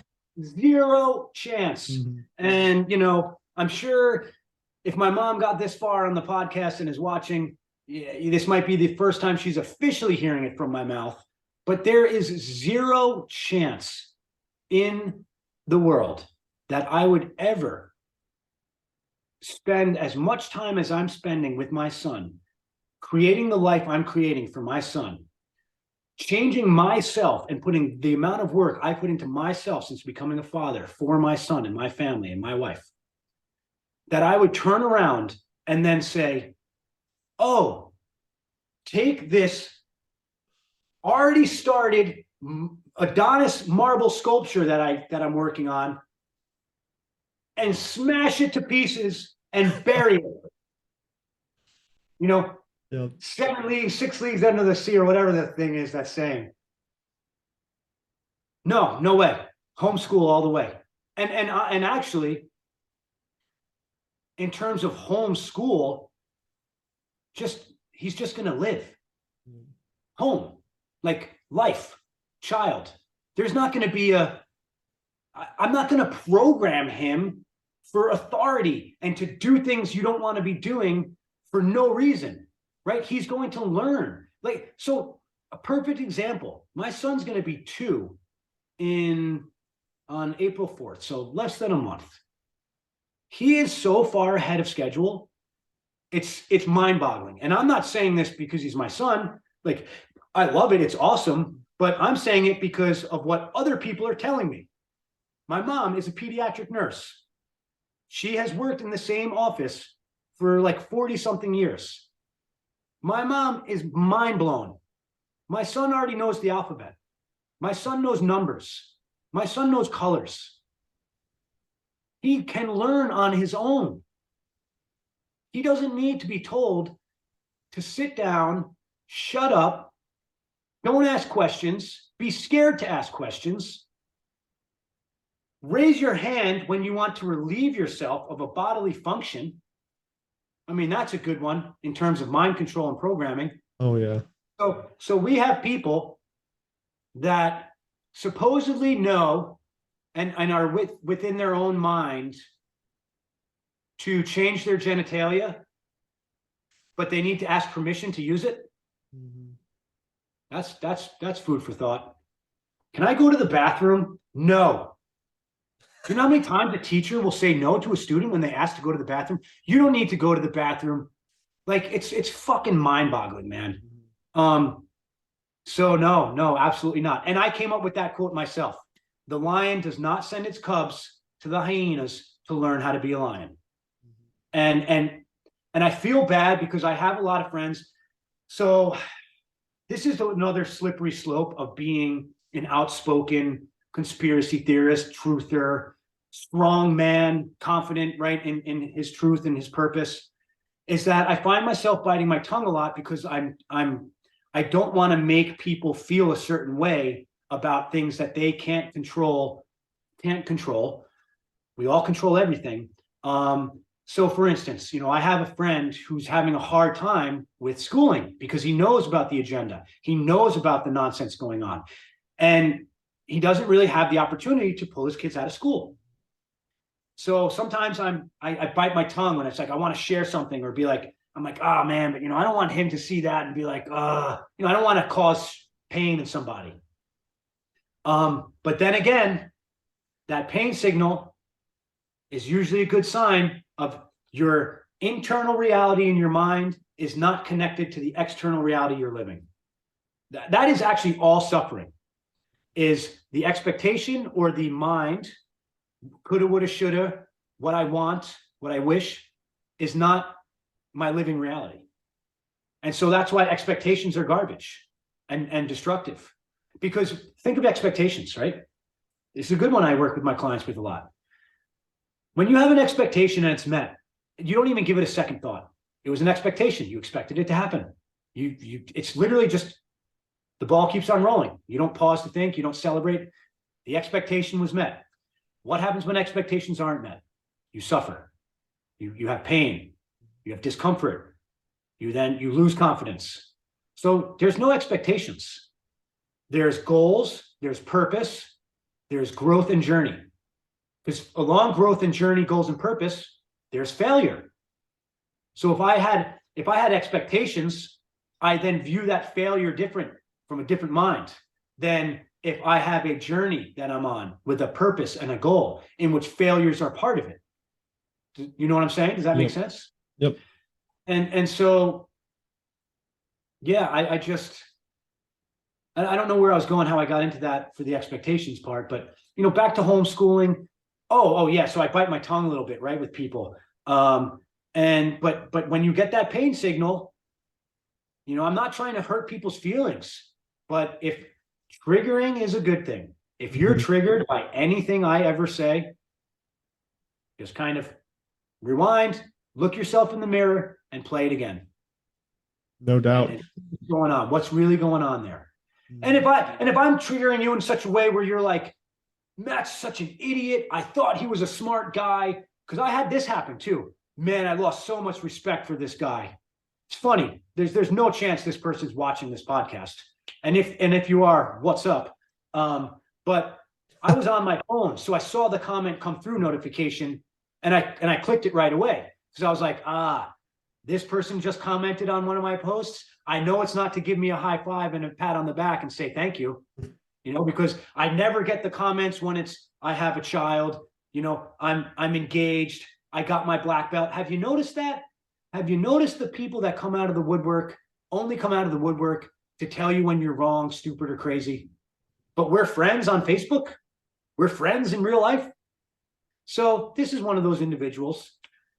And I saw that, I click on it and I see the comment, and it was a reply to a stranger, because when you do reels, which is the big reason why I started doing reels, it goes out into the algorithm. You can reach more people. So if you're kind of like somebody who's posting, just a little tip, if you're not there yet, reels are the way to go. When you post on your Instagram or your Facebook, just a post, only your followers will see it. If they're following you, they're going to see it in their feed. When you make a reel, it goes out there into the algorithm. And then the algorithm wants people using their phones and devices as long as possible. So it'll send it out to people, and you'll reach strangers that way. So a stranger was commenting, calling me stupid, dumb, or crazy, or, I love that I'm a conservative. I'm, for full transparency, I'm a anarchist, if that's even a really term, but I know programming wise, anarchist means, what are you trying to blow up? Were you one of the guys on January 6th? Like, no, anarchy means that I don't believe in rulers. I think government is inherently evil and does everything that it does through coercion or force. And I don't believe in evil, coercion, or force in ways to get people to live their life and be free sovereign beings. So anyway, this person's commenting, and his reply was, yeah, I lost a lot of respect for this individual on this one, blah, blah, blah, blah, blah. And then I laugh to myself, because I'm not engaging that type of comment. I'm just laughing to myself. I'm like, well, yeah, oh, you lost respect for me. Sorry. Oh, well, the guy I haven't seen in 15 years who only comments bullshit and is so far left, he left the building, lost respect for me. So, but then I see a reply to another comment, and I noticed that he deleted that first comment. And the reply to the second comment was a little softer in terms of how I would receive it. And so now my little, my quick on my feet humor side gets going, and I say, okay, I reply to that comment, and I just wrote, I preferred your first comment a lot better. Kiss face emoji. Hope all is well. Oh man. And what are you supposed to do with these people? But yeah, I being out there on social media, speaking your truth is a slippery slope. It's a double-edged sword, but I'm fully confident in it now. And from a business perspective, and from a father, husband, the future of humanity perspective, I'm trying to combat the repetition. I'm trying to upregulate the other side of the spectrum. Do with it what you want. And people might not believe this, but I don't care if I get 0 likes. I don't care, but if I get one, if I resonate with one person, and maybe they gain the confidence to then start speaking out more. Because that's what happens with programming and messaging. That's why in schools, right? You asked about school. what happens? This is such an important aspect of psychology here. What happens when a speaker gets done? Are there any questions? Because I was going to be his teacher. Remember, I said I was going to be a high school chemistry teacher. I did student teaching. I graduated. I did interviews, did superintendent meetings. And anyone have any questions? And, you get the side eye. You get the, oh, I'm not paying attention. I didn't hear that you asked if there were any questions. And there's always one person who's fine with asking questions, but it's not until that person finally raises their hand and asks a question that somebody else asks the question. You know what I'm saying? So I'm trying to be that first person that's raising his hand. Yeah, I have a question. Why is the world completely insane and psychotic right now? And the programming going on is so far from the truth. And, perhaps you can explain that to me. And then maybe, just maybe, someone else will raise their hand and be like, yeah, that's a good point. Because I kind of had a question. I thought I was going to the doctor to get better. And then I went to the doctor and now I have myocarditis. I thought that I was supposed to do this because if I didn't, my grandma would die. But now grandma's dead and so am I.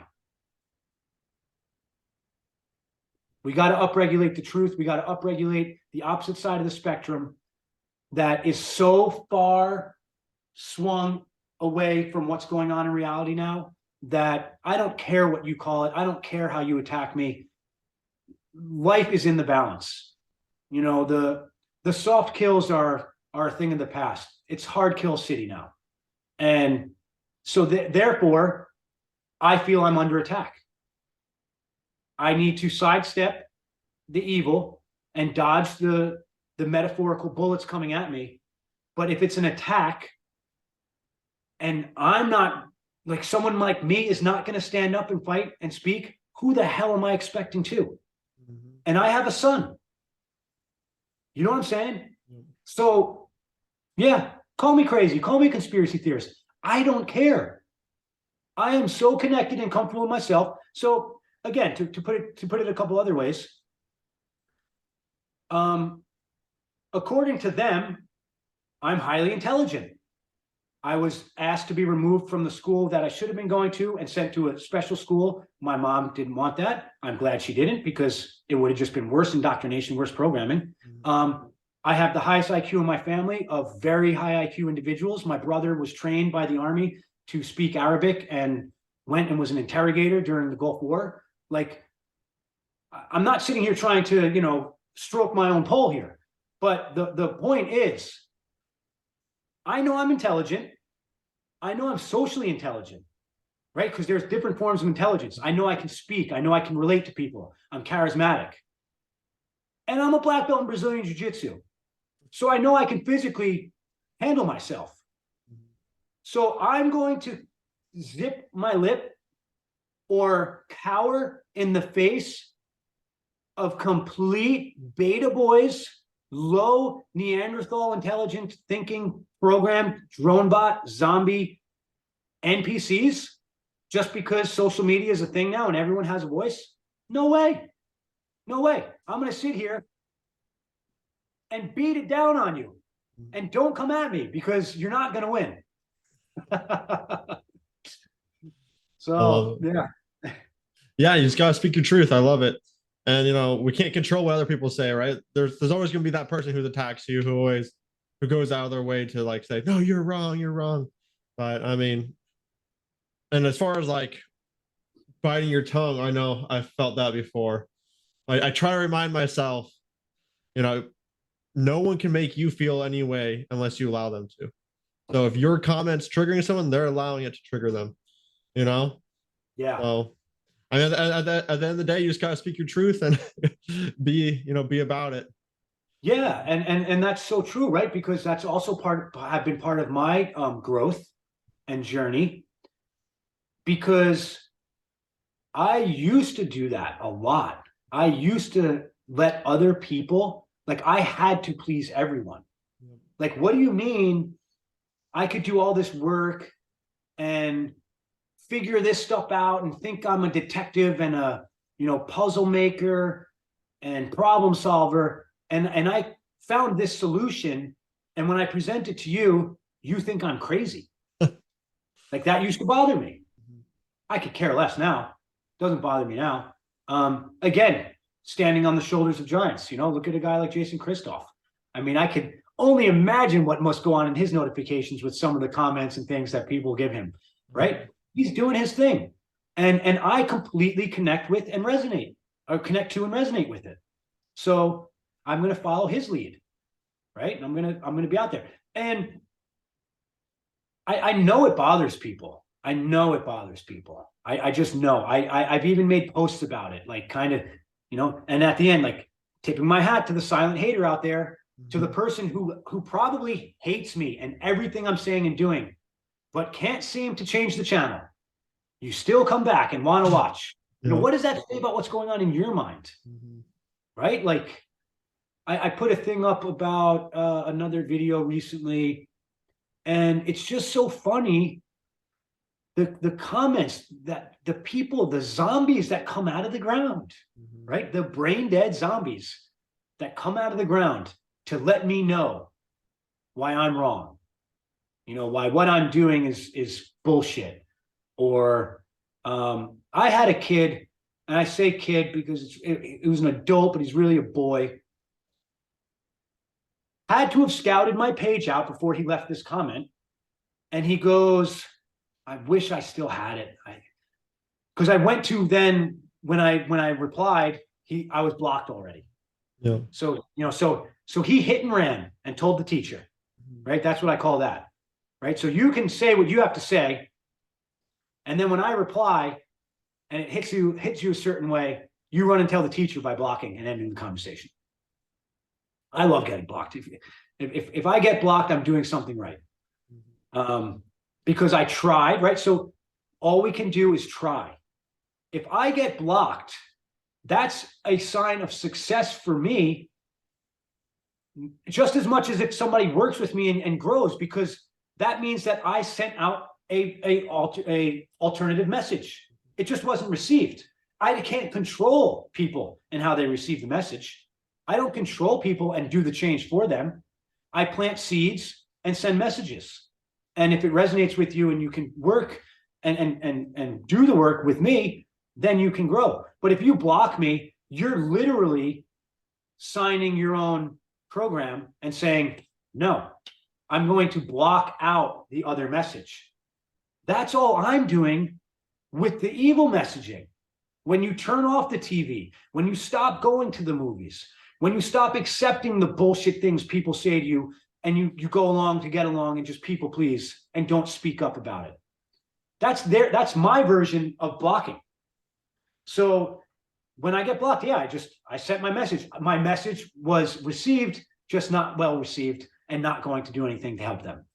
So anyway, this person goes, oh, it was something about, keep on. So he brought up race. All of a sudden, I was then had to be identified as white. This individual was Hispanic. Not that I had to go there, but they called me white. Keep on doing your white spiritual kung fu and put the word business in quotes. I'll be over here, living in reality. Whatever it was. But I remember the word business was in quotes, and he called it white boy spiritual kung fu. Now, honestly, back in the day, that may have actually made me mad or pissed me off, or I have to go back. And I just felt sorry for this person. I felt sorry for them. I really did.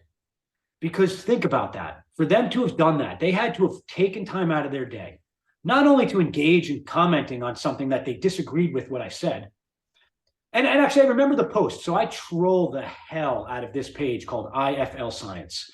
I fucking love science is the page on Facebook. Mm-hmm. It is completely propagandized, run by the cabal at this point. Mm-hmm. Full on scientism, black belt shit. Anyway. And a lot of people have a hard time with this because I have a science degree. I consider myself an actual scientist from the true sense of the word. I'm not a scientism practitioner at the altar of the science. right? So, Yep. so it was a thing about monkeys and how they're doing something like it was like a microevolution. Oh, monkeys are seen doing this for the first time. And so my troll comment was, oh wow, give them enough time and they'll start a Facebook page which posts nothing but agendas and propaganda. So I'm trolling the page, I'm trolling evolution, I'm trolling it. So this person who is an atheist by practice, because they let that be known by, because right away I started being called conservative, I started being called religious, race. So let's look at it this way. And full disclosure, I scouted him out too. I said, all right, man, let me see. What's this guy's deal? Click on his page. Oh, he lives in California. Okay. Not saying anything there, just letting you guys know he lives in California. Pronouns in his bio. He's a dog dad. So it's just a picture of his pet. There's no relationship. There's proud atheist.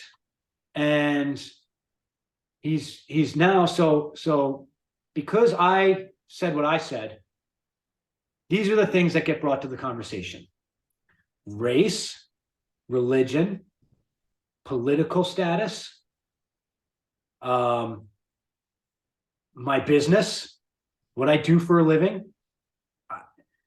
Do you not see the programming going on? Do we not see what's happening out there? I didn't say any of those things. All the But things used to divide us, right? Religion of science, the Lord atheist. I happen to be a white man who runs his own business, speaking about spiritual connection, who practices martial art, one of the greatest vessels of individual mind, spirit, soul, body connection there is. What a surprise that man was triggered, that boy was triggered. What a surprise. So I don't give a shit anymore because I know the game. And I don't know the game where I'm walking around and the only one with the hotel on the Monopoly board and taking everyone's money. I'm not proud of knowing the game, but I know the game and I'm going to play accordingly. I want my life to be better. I want the future world that my son's going to live in to be better. So, yep, that's where I'm at. Awesome. Well, I think we've had a really good talk. For anyone who's like, sabotaging themselves, they're stuck in that rut, who want to start, something better or start like breaking free from the matrix or from that system of control. What's like one thing you'd recommend like they do if like one thing they can take away? They're like, hey, Right, if you do this one thing, focus on this. Yeah. So I'll give one piece of free advice and then one recommendation. So the free advice would be to reach out to me, Coach Denz, and work with a mentor, right? Work with a coach. That's a given. But most people don't do that. It's the hardest thing for most people to do, even if they know they want to change, is to ask for help or reach out for help. I understand that, so that's okay. But my recommendation would be is to stop, or not stop, right? I don't want to tell people what to do, but a recommendation would be is to try and connect with your pain, with your suffering, and with your traumas. Because when you connect with them, you then can kind of work on other ways of treating them that aren't self-sabotage, right? Because all self-sabotage is a form of sedation or a form of pain release. Would you agree? Yep, I completely agree. Or maybe not even sedation or pain release, gratification, right? I think there's some self-sabotage that is pleasure-based as well. Now, in the kind of the snake movement of therapy, we'll learn that pleasure self-sabotage is linked to some form of pain, suffering, or trauma. But just be honest with yourself. Look at the things that you're doing on the regular daily. Are they making your life better? is your mind constantly thinking about things that you're not doing that you want to be doing, and the things that you are doing you don't want to be doing? Because these are the triggers, these are the signs, the cues, and the signals that your body's sending you to say that's where you start. And then I guess the one thing, when you do that, or if you kind of, like I say, just look yourself in the mirror, if after doing that you want one thing to do, just do a reduction. Don't worry about an elimination. Don't worry about the black and white kickflip change. Just start reducing those things. Celebrate the reduction. Today, good example. I self-sabotage still to this day, via late nights. I know for a fact that as a human animal, we are supposed to be in line with the circadian rhythm. Like any other animal that rises with the sun and sleeps right at dusk. We're supposed to be the same way. I self-sabotage by sometimes being up to 1, 2, 3 in the morning, even though I'm getting up, in the morning. That's a form of self-sabotage. So what do? I don't do the all or none. Okay, tonight, even though I was up till 3 in the morning last night, slept for 5 hours, or worse, actually a better example, when I really was bad, before my family and whatnot, even though I stayed up till 3, 4 in the morning and slept till 12 and got my 8 hours of sleep, and I won't be tired at 9 to go to bed, I'm just going to lay in bed at 9 o'clock, set my alarm for 6:30, and just like that change. It's like, no, I'm going to reduce. Don't stay up till 3. Go to bed at 2. Right? When I go to bed, I'm still up for a half an hour. Go to bed a half an hour earlier, so I fall asleep a half an hour. Reduce. So you're an alcoholic and you're drinking. You're not going to just next day stop drinking. And I'll tell you something. I know people that do this, but the all or none mentality, how many times have you done it? How many times have you then drank again? If you're an alcoholic and you stop drinking, it's because you know that you need to stop drinking. You cannot drink. It's not, I know plenty of people that go back and forth. So reduce the intake, reduce the self-sabotage, and then connect with the growth and the feeling and the celebration of that. Set the goal. What's the end game? It's a journey. It takes time. Be patient with yourself. Well, that's many things, not one, but they're all tied together. That's perfect. That's awesome. Yeah, and I totally agree. Reach out for help. If you guys are interested, I'll have Coach Denz's or Matty's descriptions down in the link below. So you guys I was going to say, just put that, Master Deadly on Instagram. I'll give you all my tags, whatnot, an email, DM guys, reach out. I am more than happy and willing to help anybody who's looking for it. Yep. And even just check out his content, because it's great. It's on point. And it's a lot of times pretty funny too. So I don't know. I posted one today, real quick. You got to check it out. Apparently, if you're a white guy and you work out too much, you're going to die. So I was just actually watching that one beforehand. I was getting some good laughs from that. So yeah. So I'm probably going to drop dead as soon as we end this podcast. So it was nice knowing you. I mean, that's kind of like their narrative for the whole vaccine stuff, right? Like, I feel like that's what they're trying to push. Like, oh, if you're dropping dead because you're exercising, well, that's just because you're white. Like, real quick, actually, before we end, because I still say this, it's mind-boggling. I can't believe, how could someone believe? But it's not mind-boggling anymore. I do know how they can believe this stuff, and it all comes down to programming. So that's another thing to consider, guys. Are you aware of the fact that you're being programmed? And are you or aren't you the one programming? So something to consider. Completely agree. Perfect. And yeah, thank you so much for coming on the podcast. It was a great pleasure to speak with you. And guys, please like, share, comment. I'm sure if Matt doesn't see the comment, I'll make sure I point it out to him so he can reply. And thank you once again for coming on. It was a great talk. My pleasure, Tanner. It's been awesome. And thank you so much for having me. We'll talk soon, brother. Perfect.